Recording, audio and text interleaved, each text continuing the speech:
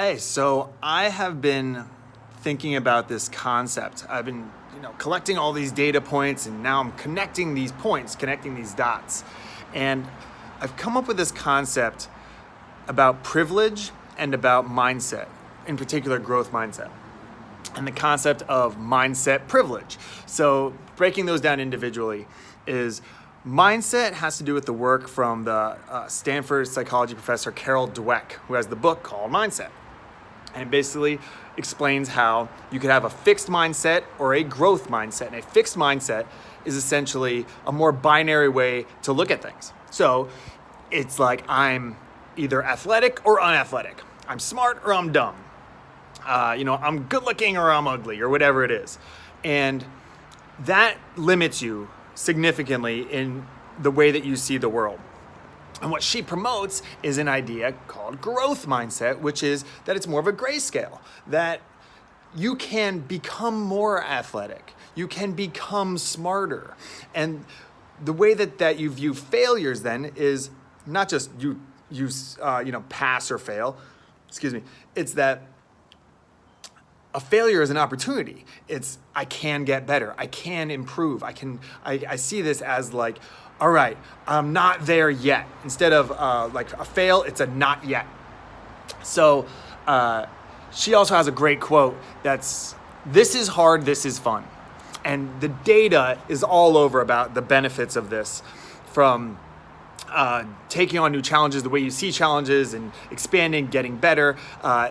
And her data has shown that it supersedes a lot of other things, including like your IQ. That if you have a growth mindset, you will actually end up being more successful than someone with a higher IQ than you. So that is the ideal, is to get a growth mindset. Now on to privilege. I've talked about privilege before on here, just like I've talked about mindset and talked about her book on here. Privilege is a tricky thing, and in 2018, that concept gets thrown around a lot because we hear about like white privilege and male privilege, and I have both of those. Heterosexual privilege, I have that one too. Tall height privilege, I'm 6'3", I have that one too. There's a lot of privileges. I think that we have to look at the concept of privilege. Privilege is defined as advantages that you have not earned. So I didn't earn being white or being straight or anything like that, so that's true. But there's a lot of privileges. There are thousands of privileges, because what about health privilege? I was in my early 20s. I got intracranial hypertension. I was in and out of the hospital for months at a time and in excruciating pain. Sometimes I was stuck in the ICU and I had to lay flat staring up at the ceiling for weeks on end. That wasn't very privileged. That sucked. It had nothing to do with anything I did. About 4 months ago, I had a stroke. I was extremely healthy, ate healthy, exercised a lot. I did sauna and ice baths. I did everything I was supposed to do, and I still ended up getting a blood clot in my brain. So I think health is also one of those that's an extreme privilege if you have it. There are children who are born with leukemia and things like that. That's not a privilege. That's a real disadvantage. And that one could even supersede your skin color or something along those lines. What about intelligence, your IQ? Someone with a high IQ, that's a privilege. You could take someone who is a straight white male, but if they have a 70 IQ, which is significantly below anywhere that the military would take or anything like that, that is a disadvantage. That's going to be hard. That's going to be a hard life ahead of you, most likely.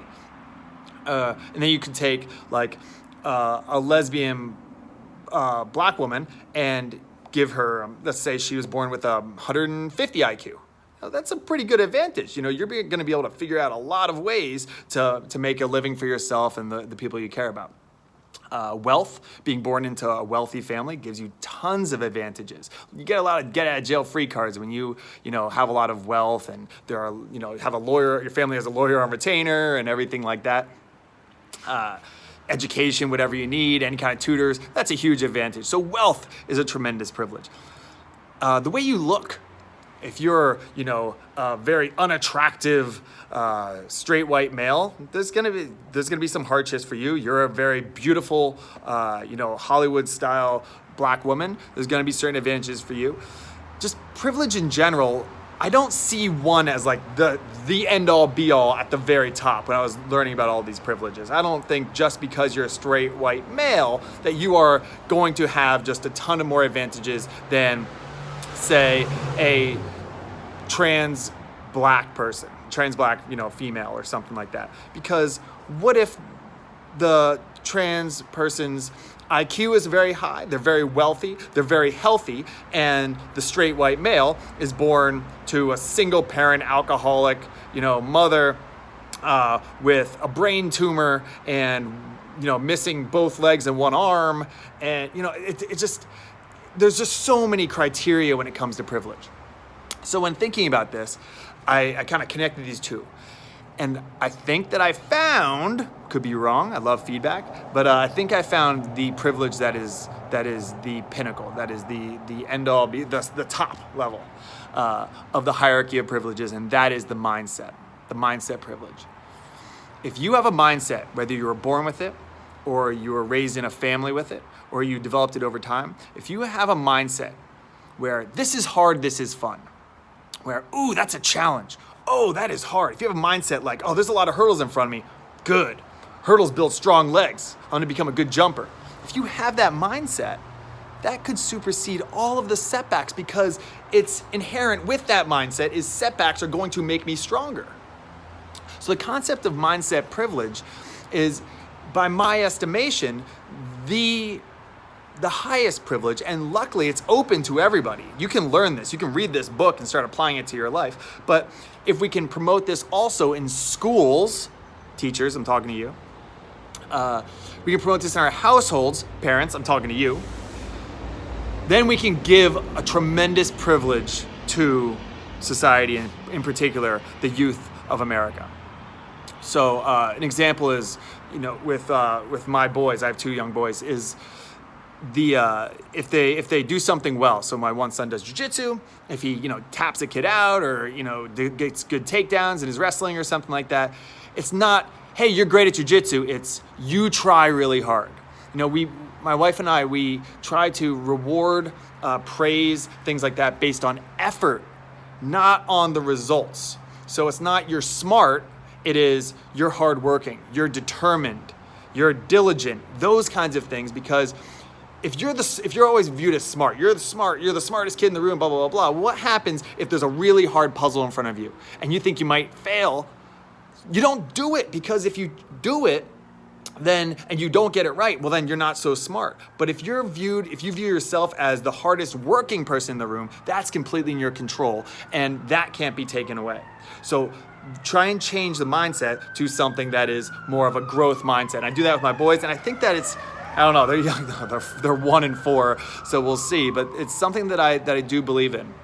So I love feedback. If you disagree with this concept of mindset privilege being at the top of the hierarchy of privileges, please give me your feedback, let me know. But I have talked to too many people who have been born into disadvantaged situations due to race and poverty and sexual orientation and things like that, who have found tremendous success based on developing that mindset, or be giving that mindset from their parents, or reading books, or whatever it is. They found success because of that. So I know it's possible. And the connection is, how do we get more people to believe in that possibility and then do it? And I believe that's the mindset. So props to Carol Dweck for doing her research. You can look into it and you can see that the data is in on the effectiveness of it. It's just, how do we get this privilege into the hands and the minds of the youth is what we're trying to do here. So again, feedback, I welcome it. Please send me a DM. I disagree because of this, and this, or I like this because of this, and this, but especially negative, criticisms. All I know is my experience, the experience of my friends and family, and experience of the people that I talk to. The reason I made this Instagram is to try and expand that bigger. So share this, and let's get going with this concept of mindset privilege, and let's try and give as many people as we can this privilege. Thank you.